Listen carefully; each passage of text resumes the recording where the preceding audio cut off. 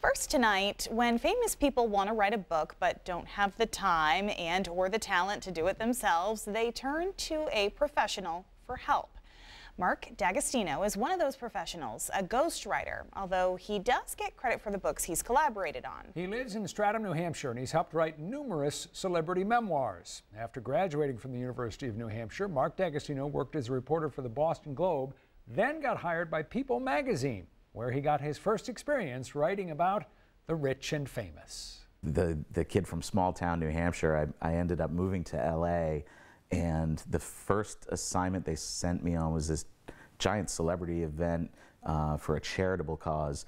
And I mean, there were more celebrities in one room than I had ever encountered or even imagined encountering in my life, all in one night. And I did my best to go to every single one of them and get at least one quote or an interview about what was happening. And it was just phenomenal. I mean, it was all the glitz and glamour you could ever imagine. And I just had a blast. I had a blast. The break that got Dagostino to People magazine came in 1995 when Jerry Garcia of the Grateful Dead died unexpectedly. I've seen my light come shining. Bandmate Bob Weir happened to have a show that night at the Casino Ballroom in Hampton Beach, not far from Dagostino's home.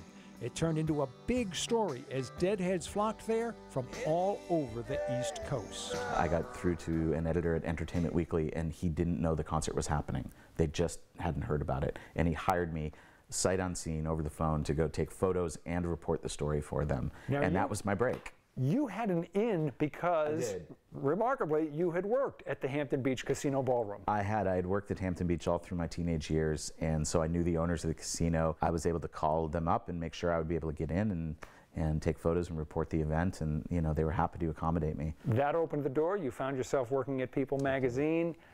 Who are the kinds of people whom you really enjoyed interviewing? You know, it's funny, the acting world is a fickle world, and there's a lot of actors who are not the nicest people you'd ever want to meet. But there are some that were just wonderful, like from, you know, Law and Order SVU, Mariska Hargitay, one of the nicest people I've ever met, just completely passionate about her work and about taking her work and doing things for other people. But there were lots. I covered The View for years, so I got to know everybody in that cast. You know, I amazingly got along well with Rosie O'Donnell and Donald Trump. You know, and I interviewed both of them on many, many occasions. What was it like interviewing Donald Trump? Trump was Donald Trump. You know, what you see is what you get. I mean, he's just sort of this big, full of himself personality, and he is certainly not anyone I ever thought would become president of the United States. I'll just put it that way. D'Agostino started thinking about ghostwriting when he was doing a story on... Well, let me tell you something, brother! ...professional wrestler Hulk Hogan, who was at a low point in his life. And I said, man, you've got a book in you. And he said, well, maybe, brother. And so while I was working this more than full-time job at People magazine, I ended up writing the Hulk Hogan book on weekends when I flew down to Florida to visit with him. And then the actual writing of the book was from about midnight till 3 a.m. every night of the week, around the full-time job. One of the things that you knew was that you had to be persistent. This is a theme that has come through in a lot of your books with the people you've worked with, but you personify it yourself. You've got to just keep at it. That's it. That is absolutely it. A few years back, I made up my mind that I was only going to write books that inspire.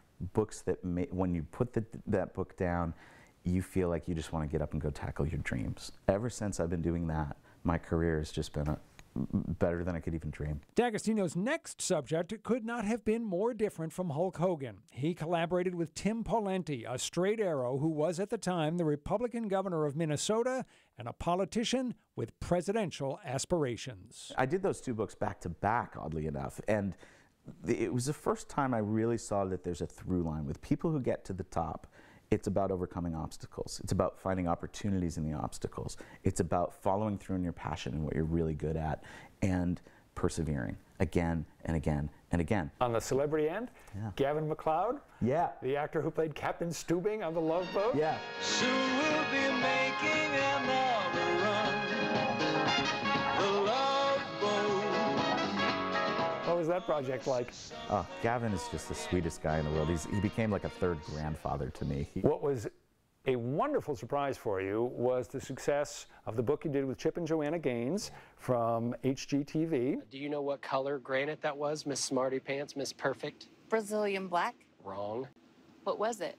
Keep guessing. It was not Uba Tuba. It was Uba No, Tuba. it wasn't. Uba Tuba. $5. $10. You know, the expectations were that that would do well, and that book just exploded. It sold 1 million copies in how long?